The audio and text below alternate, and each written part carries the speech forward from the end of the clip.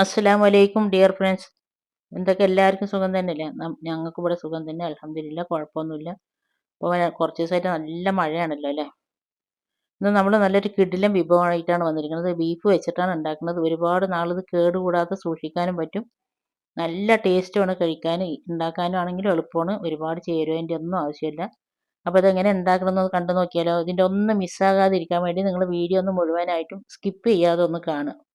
Skip ചെയ്യുമ്പോൾ ഇതിൽ പല ഭാഗം മിസ്സായി പോകും. പിന്നെ അതുകൊണ്ടാണ് സ്കിപ്പ് ചെയ്യേണ്ടതെന്ന് പറയണത്. Welcome back to our channel. നമ്മുടെ പുതിയൊരു വീഡിയോയിലേക്ക് എൻ്റെ എല്ലാ കൂട്ടുകാർക്കും സ്വാഗതം. അതിന് ഞാനിതാ 1 കിലോ ബീഫ് എടുത്തിട്ടുണ്ട്. നിങ്ങൾ ബീഫ് വാങ്ങുമ്പോൾ അതിൻ്റെ സൈഡിലൊരു വെള്ള കളർ ഉണ്ടാകും, അപ്പോൾ അത് ഒഴിവാക്കുക. പിന്നെ നെയ്പ്പില്ലാത്ത ബീഫ് എടുക്കുക. നെയ്പ്പില്ലാത്ത ബീഫ് വേണമെന്ന് പറഞ്ഞാൽ കടക്കാർ അതേപോലെ വെട്ടിത്തരും കേട്ടോ. പിന്നെ നിങ്ങൾ എടുക്കുമ്പോൾ ചെറിയ പീസാക്കിയാലും കുഴപ്പമില്ല, വലിയ പീസായാലും കുഴപ്പമില്ല. അപ്പോൾ ഞാൻ നല്ലപോലെ കഴുകി വൃത്തിയാക്കി വെള്ളമൊക്കെ വാർന്നതിന് ശേഷം ഞാനത് കുക്കറിലേക്ക് ഇട്ടിട്ടുണ്ട്. ഇനി നമ്മൾ അതിലേക്ക് കുറച്ച് പൊടികൾ ഇടുന്നുണ്ട്. അതിൽ ഞാൻ കുറച്ച് മഞ്ഞൾപ്പൊടി ഇട്ടിട്ടുണ്ട്, കുറച്ച് ഉപ്പും ഇട്ടിട്ടുണ്ട്. ഇനി ഇത് നല്ലപോലെ കൈ കൊണ്ട് മിക്സ് ആക്കി എടുക്കണ്ട. ഇറച്ചിൻ്റെ എല്ലാ ഭാഗത്തും നമ്മൾ ഇട്ട മഞ്ഞൾപ്പൊടി ഉപ്പും നല്ലപോലെ മിക്സ് ആക്കി എടുക്കുക. അതിനുശേഷം ഞാനിത് ആ കുക്കർ അടച്ച് വെച്ചിട്ട് മീഡിയം ഫ്ലെയിമിൽ ഒരു വിസിലാണ് ഞാൻ അടുപ്പിക്കുന്നത്. ചെറിയ ചെറിയ പീസായതുകൊണ്ടാണ് ഒറ്റ വിസിൽ അടുപ്പിക്കുന്നത്. നിങ്ങൾ വലിയ പീസാക്കിയിട്ടാണ് എടുക്കണമെന്നുണ്ടെങ്കിൽ 2 വിസിൽ അടുപ്പിക്കുക.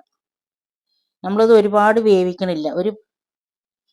ഒരു മുക്കാൽ ഭാഗമൊക്കെ നമുക്ക് വെന്ത് കിട്ടിയാൽ മതി. ബാക്കിയുള്ളത് നമ്മൾ പിന്നെയാണ് വേവിക്കുന്നത്. അപ്പോൾ അതുകൊണ്ട് ഒരുപാട് വെന്തുടഞ്ഞു പോകരുത്. ഇപ്പോൾ ഇതാ ഒരു വിസിൽ മീഡിയം ഫ്ലെയിമിലിട്ട് ഒരു വിസിൽ വന്ന് അതിൻ്റെ എയർ നല്ല പോലെ പോയതിന് ശേഷം ഞാനിതാ കുക്കറൊക്കെ തുറന്നിട്ടുണ്ട്. നമ്മളൊരു തുള്ളി പോലും വെള്ളം ഒഴിക്കാതെയാണ് ബീഫ് വെച്ചത്. എന്നാലും ബീഫിൽ നല്ല പോലെ വെള്ളം ഉണ്ടായിട്ടുണ്ട്. ഇനി ബീഫിലത്തെ വെള്ളം മുഴുവനൊന്ന് വറ്റിച്ചെടുക്കണം. അപ്പോൾ അതാ ഞാൻ മുഴുവനായിട്ടും വറ്റിച്ചെടുത്തിട്ടുണ്ട്. ഈ വെള്ളം നല്ലപോലെ വറ്റിയിരിക്കുമ്പോൾ നമ്മുടെ ബീഫിന് നല്ല ടേസ്റ്റ് ഉണ്ടാവും കേട്ടോ. ഈ വെള്ളം ഒഴിവാക്കിയിട്ടുണ്ട് പറഞ്ഞാൽ അത്ര വല്ലാതെ ടേസ്റ്റ് ഉണ്ടാവില്ല. അപ്പോൾ ഞാൻ നല്ലപോലെ വറ്റിച്ചെടുത്തിട്ടുണ്ട്. ഇനി നമുക്കിത് നല്ലപോലെ ഒന്ന് ചൂടാറി കിട്ടണം. ഇപ്പോൾ നല്ലപോലെ ചൂടാറിയിട്ടുണ്ട്. നെയ്പ്പില്ലാണ്ടിരുന്നാലാണ് ഇതേപോലെ ഉണ്ടാവുള്ളൂ കേട്ടോ. നെയ്പ്പുണ്ട് പറഞ്ഞാൽ നമുക്ക് പൊടിച്ചെടുക്കാനൊന്നും പറ്റില്ല. അതുകൊണ്ടാണ് നെയ്പ്പില്ലാത്ത ബീഫ് എടുക്കാൻ പറയുന്നത്. അപ്പോൾ നല്ലപോലെ ചൂടാറിയ ബീഫിനെ ഞാൻ മിക്സിൻ്റെ ചെറിയ പൊടിക്കണ ജാറിലിട്ടിട്ട് ഒന്ന് ക്രഷ് ചെയ്തെടുക്കുന്നുണ്ട്. കുറേശ്ശെ കുറേശ്ശെ ഇട്ടിട്ട് അതിൽ ക്രഷ് ചെയ്യാൻ പറ്റുള്ളൂ കേട്ടോ. അപ്പോൾ നിങ്ങളുടെ അടുത്ത് വലിയ ജാറാണെങ്കിൽ വലിയ ജാറിൽ പറ്റുന്നുണ്ടെങ്കിൽ അതുപോലെ ചെയ്തെടുക്കും. നമ്മൾ പൾസ് ചെയ്തിട്ടാണ് ഇത് എടുക്കുന്നത്, അല്ലാണ്ട് അരക്കും പോലെയല്ല. ഇതേപോലെ തന്നെ ഞാൻ മുഴുവനായിട്ടും പൊടിച്ചെടുക്കട്ടെ. ഇതേപോലെ വേണം കേട്ടോ നമ്മുടെ ഇറച്ചി. അപ്പോൾ അതാ ഞാൻ മുഴുവനായിട്ടും ഇതേപോലെ ക്രഷ് ചെയ്ത് എടുത്തിട്ടുണ്ട്. കണ്ടുകൊണ്ടിരിക്കുമ്പോൾ നിങ്ങൾക്ക് എൻ്റെ വീഡിയോ ഇഷ്ടമാകുന്നുണ്ടെങ്കിൽ സബ്സ്ക്രൈബ് ചെയ്യാതെ കാണുന്ന പുതിയ കൂട്ടുകാരുണ്ടെങ്കിൽ ഒന്ന് സബ്സ്ക്രൈബ് ചെയ്ത് സപ്പോർട്ട് ചെയ്യുക. സബ്സ്ക്രൈബ് ചെയ്യുമ്പോൾ കൂടെ കാണുന്ന ബെൽ ബട്ടൺ അമർത്തിയ 3 ഓപ്ഷൻ വരും. അപ്പോൾ അതിൽ ഓൾ അമർത്തി വെച്ചാൽ ഞാൻ ഇടുന്ന പുതിയ പുതിയ വീഡിയോസിൻ്റെ നോട്ടിഫിക്കേഷൻ നിങ്ങൾക്ക് അപ്പോഴേക്കപ്പോഴേ കിട്ടും. ഇനി നമുക്കിത് ഉണ്ടാക്കാൻ തുടങ്ങാം. ഇനി ഞാൻ നല്ലൊരു ഇരുമ്പ് ചട്ടിയാണ് ഞാൻ എടുത്തിരിക്കുന്നത്. നിങ്ങൾ ചുവട് കട്ടിയുള്ള ഏത് ചട്ടി വേണമെങ്കിലും എടുക്കുക, ഉരുളി ആണെങ്കിലും ഒക്കെ എടുക്കാം കേട്ടോ. പിന്നെ അതിലേക്ക് ഞാൻ ഒരു കൂട് വലിയ കൂടുള്ള വെളുത്തുള്ളിയാണ്. അത് നല്ലപോലെ ചോപ്പറിൽ ഇങ്ങനെ ചോപ്പ് ചെയ്തെടുത്തതാണ്. നിങ്ങൾക്ക് അരിഞ്ഞിട്ട് വേണമെങ്കിലും എടുക്കാം. അതുപോലെ തന്നെ വലിയൊരു തുണ്ട് ഇഞ്ചിയാണ്, അതും ഞാൻ ചോപ്പ് ചെയ്തെടുത്തതാണ്. ചെറിയ ഉള്ളി അതുപോലെ ചതച്ചെടുത്തതാണ്. ഇതെല്ലാം ഞാൻ വെളിച്ചെണ്ണയിലേക്ക് ഇടുന്നുണ്ട്. 4 ടേബിൾ സ്പൂൺ വെളിച്ചെണ്ണയെങ്കിലും വേണം കേട്ടോ. മിനിമം ഒരുപാട് എണ്ണ കഴിക്കാത്തവരാണെങ്കിൽ ഒരു 3-4 ടേബിൾ സ്പൂൺ വെളിച്ചെണ്ണയെങ്കിലും ഒഴിക്കുക. നല്ലപോലെ ചട്ടി ചൂടായതിനു ശേഷം വെളിച്ചെണ്ണ ഒഴിച്ചിട്ട് നമ്മൾ ചതച്ച് വെച്ച എല്ലാ ഇഞ്ചി വെളുത്തുള്ളിയും ചെറിയ ഉള്ളി ഇടുക. അതിലേക്ക് ഞാൻ കുറച്ച് കറിവേപ്പില ഇടുന്നുണ്ട്. കറിവേപ്പില ഇതിൻ്റെ ഒപ്പം തന്നെ ഇട്ട് പറഞ്ഞാൽ അതിലുള്ള വെള്ളമയം ഒക്കെ നല്ലപോലെ വറ്റിക്കിട്ടും. നമ്മൾ ഇട്ട ഉള്ളികളൊക്കെ നല്ലപോലെ വെള്ളമൊക്കെ വറ്റി അതിൻ്റെ കളറൊന്ന് മാറി ഗോൾഡൻ കളറായി വരുന്ന വരെ നല്ലപോലെ വഴറ്റി കൊടുക്കുക. മീഡിയം ടു ലോ ഫ്ലെയിമിലിട്ടിട്ട് തന്നെ വഴറ്റി കൊടുക്കുക. സമയം എടുത്തിട്ട് തന്നെ വഴറ്റുക. അപ്പോൾ നല്ലപോലെ വഴന്ന് വന്നിട്ടുണ്ട്. അതിന് ശേഷം ഞാൻ അതിലേക്ക് 2 ടേബിൾ സ്പൂൺ ചില്ലി ഫ്ലേക്സ് ഇടുന്നുണ്ട്. നമ്മൾ മുളക് പൊടിച്ചതില്ല. ഇത് വേണമെങ്കിൽ നിങ്ങൾക്ക് ലാസ്റ്റ് വേണമെങ്കിലും ഇടാം. ഞാൻ അതിൻ്റെ പച്ചമുളക് പോയിക്കോട്ടെ വേണ്ട അതിൻ്റെ എണ്ണയിലിട്ടതാണ്. എണ്ണയിലിടുമ്പോൾ നല്ലൊരു ടേസ്റ്റ് ഉണ്ടാവും.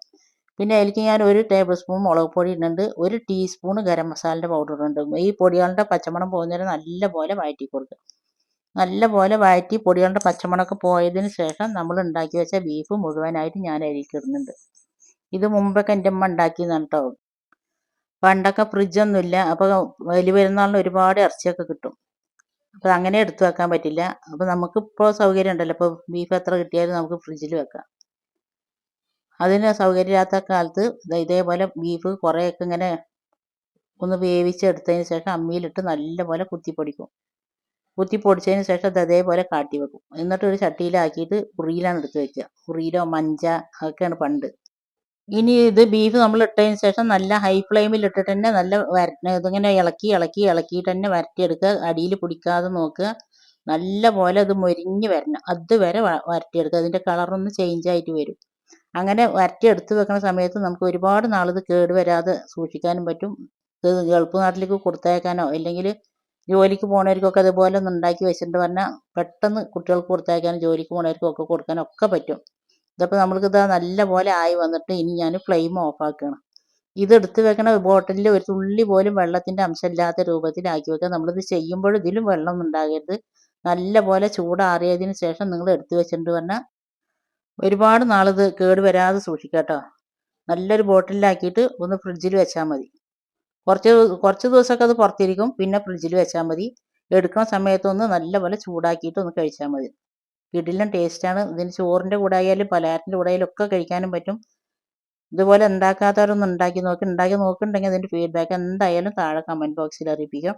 ഈ റെസിപ്പി ഇഷ്ടമായ എല്ലാവരും ലൈക്ക് ചെയ്യാനും ഷെയർ ചെയ്യാനും സബ്സ്ക്രൈബ് ചെയ്യാതെ കാണുന്ന കൂട്ടുകാർ സബ്സ്ക്രൈബ് ചെയ്യാനൊന്നും മറക്കരുത്. അപ്പോൾ ഓക്കെ, താങ്ക് യു, ബൈ.